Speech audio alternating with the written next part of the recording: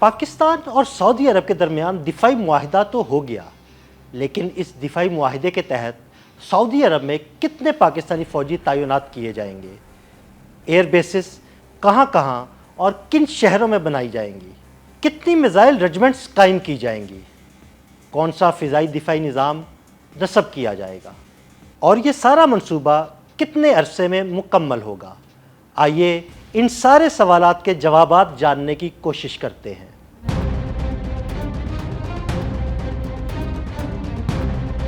تقریباً 50,000 پاکستانی فوجی، 5 missile regiments, جدید ترین ایئر ڈیفنس اور کمیونیکیشن سسٹم، تباہ کن ابابیل میزائل سمیت بیلسٹک اور کروز میزائل، JF-17 تھنڈر اور J-10C سعودی عرب کو اسرائیل کی جانب سے کسی بھی خطرے کا منہ توڑ جواب دینے کے لیے تیار ہیں، اور امکان ہے کہ پاکستان اور سعودی عرب کے درمیان حالیہ دفاعی معاہدے کے بعد سعودی عرب میں پہلے سے موجود 11 ایئر بیسز میں سے 5 ایئر بیسز پر پاکستان کے فوجی اڈے قائم ہوں گے، اور امکان ہے کہ سب سے پہلا فوجی اڈا کنگ فیصل ایئر بیس تبوک میں قائم کیا جائے گا، جس کی سب سے بڑی وجہ اسرائیل سے تبوک شہر کا کم فاصلہ ہے۔ تبوک کو دفاعی نقطہ نظر سے خاص اہمیت حاصل ہے، اور اسرائیل سے کی جانے والی کسی بھی جارحیت کا جواب کنگ فیصل ایئر بیس تبوک سے بآسانی اور مؤثر انداز میں دیا جا سکتا ہے۔ اس فضائی اڈے پر پہلے سے ہی رائل سعودی ایئر فورس کے ونگ 7 کی ایئر بیس موجود ہے، جسے دفاعی نقطہ نظر اور پاکستانی لڑاکا طیاروں کی تعیناتی کے لیے وسعت دیے جانے کا امکان ہے۔ اس کو وسعت دیے جانے کے بعد یہاں JF-17 تھنڈر اور J-10C لڑاکا طیارے تعینات کیے جائیں گے، جبکہ پہلے سے ہی سعودی عرب کے F-15 ایگل لڑاکا طیارے تعینات ہیں۔ اس کے علاوہ کنگ فیصل ایئر بیس تبوک میں پاکستان کی بنائی 5 میزائل رجمنٹس میں 1 رجمنٹ تعینات ہوگی، اور تباہ کن پاکستانی میزائل ابابیل بھی نصب کیے جائیں گے، جبکہ فضائی دفاعی اور کمیونیکیشن نظام بھی اس بیس کا حصہ ہوں گے، جس کے لیے پاکستان کی چین سے $406 ملین لاگت سے 20 سیٹلائٹس خریدنے کی ڈیل کی خبریں بھی زیر گردش ہیں۔ دوسری اہم فضائی بیس سعودی صوبے الجوف میں قائم کیے جانے کا امکان ہے۔ دفاعی نقطہ نظر سے الجوف کو ایک خاص اہمیت حاصل ہے، کیونکہ اس کی سرحد ہمسایہ ملک اردن سے ملتی ہے، اور اسرائیل یہاں سے تقریباً 600 کلومیٹر کے فاصلے پر ہے۔ اگر الجوف میں کوئی ایئر بیس بنائی جائے تو اسرائیل کی طرف سے کسی بھی حملے کی صورت میں اسے بآسانی اور مؤثر جواب دیا جا سکتا ہے۔ الجوف میں فوجی ایئر بیس بننے کی صورت میں یہاں پاکستان کے جدید لڑاکا طیارے اور کروز میزائل نصب کیے جائیں گے، جبکہ فضائی دفاعی نظام بھی اس فوجی اڈے کا حصہ ہوگا۔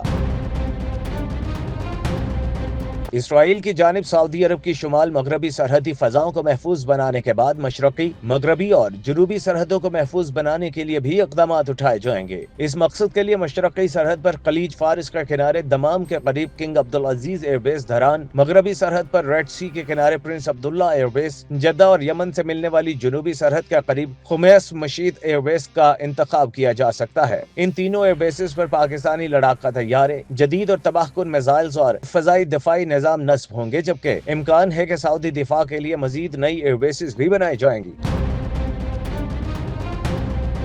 اب سوال پیدا ہوتا ہے کہ پاکستانی فوجیوں کو صرف ان ایئر بیسز پر ہی تعینات کیا جائے گا، یا اس کے علاوہ سعودی عرب کے مختلف شہروں میں بھی ان کی تعیناتی ہوگی؟ تو اس کا بہت صاف اور واضح جواب ہے کہ پاکستانی فوجیوں کو سعودی عرب کے مختلف شہروں میں بھی تعینات کیا جائے گا۔ پاکستانی فوجیوں کو سعودی عرب کے کن کن شہروں میں تعینات کیا جائے گا اور ان کی ذمہ داریاں کیا ہوں گی؟ آئیے ان سوالوں کے جوابات بھی جاننے کی کوشش کرتے ہیں۔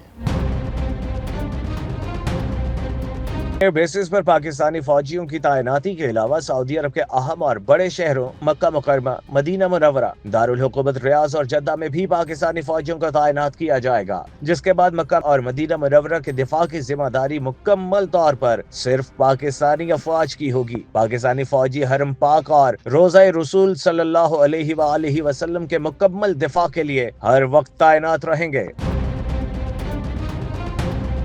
پاکستان اور سعودی عرب کا ایک مشترکہ کمانڈ اینڈ کنٹرول سسٹم بھی قائم کیا جائے گا۔ ایئر کمیونیکیشن سسٹم کے ذریعے پورے مشرق وسطیٰ کی نگرانی کی جائے گی۔ پاکستان یا سعودی عرب میں سے کسی ایک ملک پر بھی حملے کی صورت میں دوسرے ملک کو مدد کے لیے طلب کرنے کی ضرورت نہیں ہوگی، بلکہ مشترکہ کمانڈ اینڈ کنٹرول سسٹم سے دونوں ملکوں کی افواج ایک ساتھ حرکت میں آ جائیں گی۔ صرف فضاؤں اور زمین پر ہی نہیں بلکہ سمندروں پر بھی پاکستانی فوجیوں کی حکمرانی ہوگی۔ توقع ہے کہ خلیج فارس اور بحیرہ احمر میں پاکستانی جنگی بحری جہاز اور آبدوزیں تیرتی ہوئی نظر آئیں گی۔ پاکستانی افواج سعودی عرب کے تیل سپلائی تنصیبات اور روٹس کے تحفظ میں بھی اہم کردار ادا کرے گا۔ جن علاقوں میں سعودی عرب کی آئل ریفائنریز ہیں ان کی نگرانی اور ان پر کسی حملے کی صورت میں جوابی کارروائی کی مکمل ذمہ داری پاک افواج کے پاس ہوگی، جبکہ وہ راستے جہاں سے صاف تیل ملک کے مختلف حصوں میں سپلائی کیا جاتا ہے ان کی نگرانی بھی پاک فوج کے پاس ہوگی اور ان روٹس پر فوجی جوان تعینات کیے جائیں گے۔ سعودی عرب میں مقامی سطح پر تیل صاف کرنے کی 9 آئل ریفائنریز ہیں جن کی روزانہ تیل صاف کرنے کی کیپیسٹی 3.33 بلین بیرل ہے۔ اب سوال یہ پیدا ہوتا ہے کہ معاہدہ ہونے کے بعد اس سارے منصوبے پر کام کب شروع ہوگا، اس میں کتنا عرصہ لگے گا؟ تو اس کا جواب ہے کہ پاکستانی آفیشلز کا وفد چند روز میں سعودی عرب پہنچ کر کام شروع کر دے گا اور امید ہے کہ یہ سارا منصوبہ 1 سال کے عرصے میں پایہ تکمیل تک پہنچ جائے گا۔ دفاعی ماہرین کا خیال ہے کہ سعودی عرب نے اپنے مالی وسائل کو ایٹمی قوت کی حامل پاکستانی فوج کی طرف موڑ دیا ہے، اور سعودی عرب یہ اشارہ دے رہا ہے کہ اس معاہدے کے تحت اسے غیر اعلانیہ ایٹمی قوت حاصل ہو جائے گی۔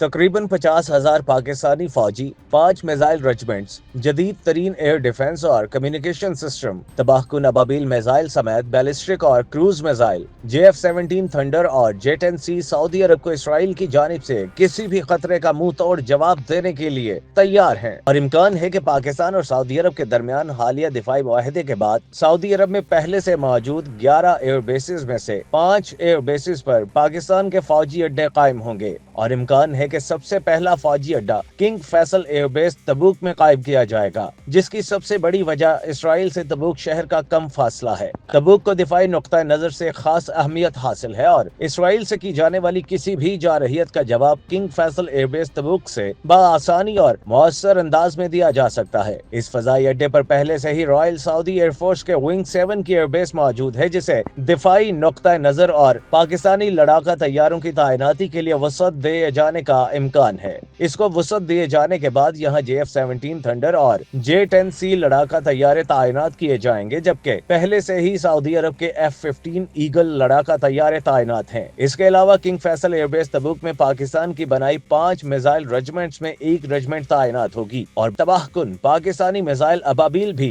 نصب کیے جائیں گے، جبکہ فضائی دفاعی اور کمیونیکیشن نظام بھی اس بیس کا حصہ ہوں گے، جس کے لیے پاکستان کی چین سے $406 ملین لاگت سے 20 سیٹلائٹس خریدنے کی ڈیل کی خبریں بھی زیر گردش ہیں۔ دوسری اہم فضائی بیس سعودی صوبے الجوف میں قائم کیے جانے کا امکان ہے۔ دفاعی نقطہ نظر سے الجوف کو ایک خاص اہمیت حاصل ہے، کیونکہ اس کی سرحد ہمسایہ ملک اردن سے ملتی ہے اور اسرائیل یہاں سے تقریباً 600 کلومیٹر کے فاصلے پر ہے۔